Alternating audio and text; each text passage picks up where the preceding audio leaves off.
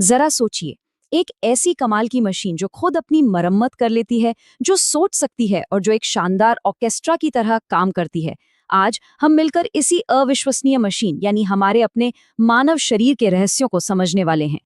तो सबसे बड़ा सवाल यही है, आखिर हमारे अंदर चल क्या रहा है? वो कौन सी ताकतें हैं जो हमारी हर एक सांस, हर धड़कन और हर सोच को कंट्रोल करती हैं? चलिए, आज इस कमाल की इंजीनियरिंग को परत दर परत समझने की कोशिश करते हैं।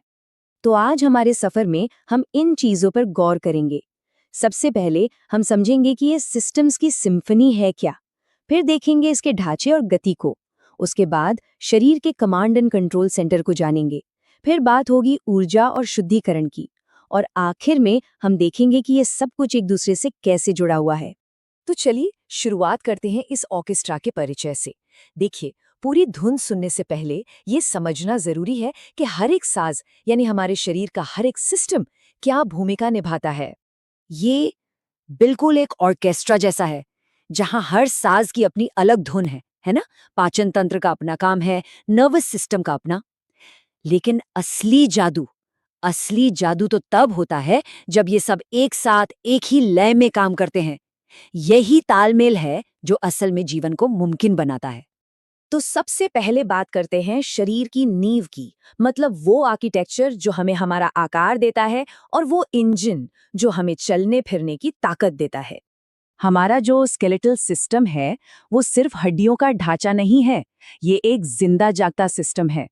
ये हमारे दिल और दिमाग जैसे नाजुक अंगों के लिए एक शील्ड, एक कवच का काम करता है। और इतना ही नहीं, हमारी हड्डियों के अंदर ही तो शरीर की ब्लड फैक्ट्री यानी बोन मैरो काम करती है। और यहाँ देखिए, हर हड्डी का डिजाइन उसके काम के हिसाब से कितना परफेक्ट होता है। जैसे फीमर जैसी लंबी हड्डियां, ये हमें दौड़ने और चलने की ताकत देती हैं। फिर कलाई की छोटी छोटी हड्डियां, ये हमें लिखने जैसे बारीक काम करने की आजादी देती हैं। और हमारी छाती की चपटी हड्डी स्टर्नम, वो तो हमारे दिल के लिए एक ढाल की तरह खड़ी रहती है। मतलब प्रकृति की इंजीनियरिंग वाकई में बेमिसाल है। लेकिन जाहिर है, हड्डियां अपने आप तो हिल नहीं सकती, उनको गति कौन देता है? हमारे मसल्स। और इनका काम सिर्फ हमें दौड़ाना या वजन उठाना ही नहीं है। कभी सोचा है, जब ठंड लगती है तो हम कांपते क्यों हैं? वो यही मसल्स हैं जो कांप कर हमारे शरीर के लिए गर्मी पैदा करते हैं। अच्छा, तो हमारे शरीर में ना 3 तरह के मसल्स होते हैं। कुछ तो हमारी मर्जी से चलते हैं, जैसे हाथ पैर के मसल्स, इन्हें हम स्केलेटल मसल्स कहते हैं। लेकिन कुछ ऐसे भी हैं जो चुपचाप अपने आप 24 घंटे काम करते रहते हैं। जरा सोचिए, अगर हमें अपने दिल को हर बार धड़कने के लिए याद दिलाना पड़ता, या पेट को खाना पचाने का ऑर्डर देना पड़ता, तो क्या होता? 40%। सोचिए, हमारे शरीर का लगभग आधा वजन तो सिर्फ स्केलेटल मसल्स का ही है। यह आंकड़ा साफ साफ बताता है कि हमारा शरीर असल में हरकत करने, चलने फिरने और काम करने के लिए ही डिजाइन किया गया है। तो ठीक है, हमारे पास ढांचा भी है और इंजन भी। लेकिन इस गाड़ी को चला कौन रहा है? ड्राइवर कौन है? चलिए, अब चलते हैं शरीर के कमांड सेंटर में, जो इस पूरी मशीन को कंट्रोल करता है। तो मिलिए शरीर के सुपरफास्ट इंटरनेट से हमारा नर्वस सिस्टम, हमारा दिमाग, हमारी रीढ़ की हड्डी और अरबों नसें, ये सब मिलकर एक ऐसा कमाल का नेटवर्क बनाते हैं जो बिजली की रफ्तार से संदेश भेजता और रिसीव करता है। इसी की वजह से हम सोच पाते हैं, महसूस कर पाते हैं और हरकत कर पाते हैं। इसे समझने का एक बहुत आसान तरीका है। हमारा दिमाग और रीढ़ की हड्डी, ये है सेंट्रल नर्वस सिस्टम यानी मेन सर्वर। यहीं पर सारी जानकारी प्रोसेस होती है। और बाकी शरीर में फैली नसें, वो हैं पेरिफेरल नर्वस सिस्टम। ये उन केबल्स की तरह हैं जो इस सर्वर को शरीर के हर हिस्से से जोड़ती हैं, जानकारी लाती हैं और आदेश वापस ले जाती हैं। अच्छा, अगर नर्वस सिस्टम शरीर का ईमेल है, तो एंडोक्राइन सिस्टम, आप कह सकते हैं, शरीर की पोस्टल सर्विस है। ये हार्मोन्स नाम के केमिकल चिट्ठियों को खून के जरिए शरीर के अलग-अलग हिस्सों में भेजता है। हाँ, ये संदेश थोड़ा धीरे पहुंचते हैं, लेकिन इनका असर बहुत गहरा और लंबे समय तक रहता है, जैसे हमारी ग्रोथ या हमारे मूड को कंट्रोल करना। और इस सिस्टम की कुछ मुख्य खिलाड़ी ये हैं। सबसे पहले पिट्यूटरी ग्लैंड, जिसे मास्टर ग्लैंड भी कहते हैं, क्योंकि ये बाकी ग्लैंड्स को कंट्रोल करती है। फिर है थायराइड, जो हमारी एनर्जी के लेवल को सेट करती है। और एड्रीनल ग्लैंड्स जो खतरे के समय हमें फाइट या फ्लाइट मोड में डाल देती हैं। ये सब मिलकर हमारे शरीर का केमिकल बैलेंस बनाए रखते हैं। अब देखिए, किसी भी मशीन को चलाने के लिए ईंधन तो चाहिए ही। तो चलिए अब देखते हैं शरीर के पावर प्लांट और डिलीवरी नेटवर्क को, यानी वो सिस्टम्स जो हमें ऊर्जा देते हैं और फिर उसे शरीर के हर कोने तक पहुंचाते भी हैं।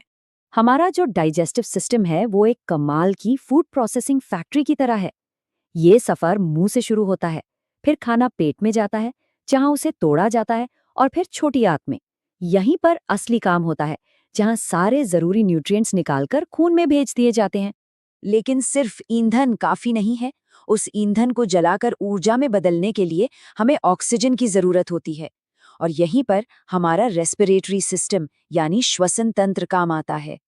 हर सांस के साथ हमारे फेफड़े ताज़ी ऑक्सीजन अंदर खींचते हैं और जो वेस्ट प्रोडक्ट है कार्बन डाइऑक्साइड उसे बाहर फेंक देते हैं। तो अब सवाल ये है कि इस ईंधन और ऑक्सीजन को पूरे शरीर में पहुंचाएगा कौन? जवाब है हमारा दिल, एक ऐसा पंप जो कभी नहीं थकता। इसके 4 चेंबर एक परफेक्ट रिदम में काम करते हैं।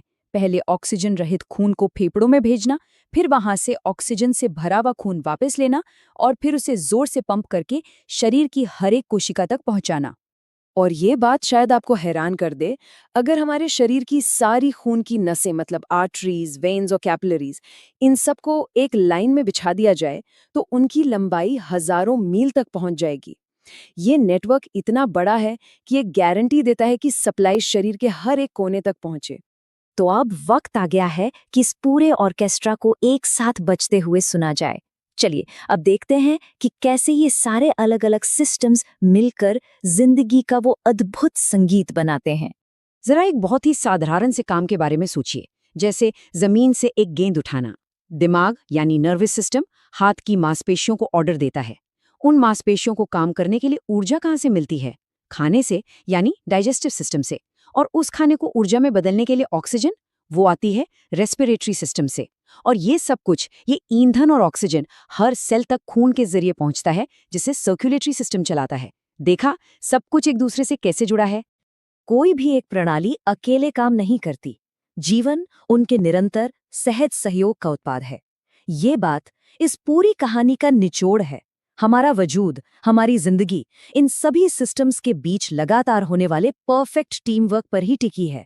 तो आखिर में ये सफर हमें एक बहुत जरूरी सवाल पर लाकर छोड़ता है। इस परफेक्ट सिम्फनी में क्या होता है जब कोई एक साज भी बेसुरा हो जाए? और यही सवाल हमें याद दिलाता है कि हमारा स्वास्थ्य कितना कीमती है और ये कितनी नाजुक और जटिल व्यवस्था पे टिका हुआ है।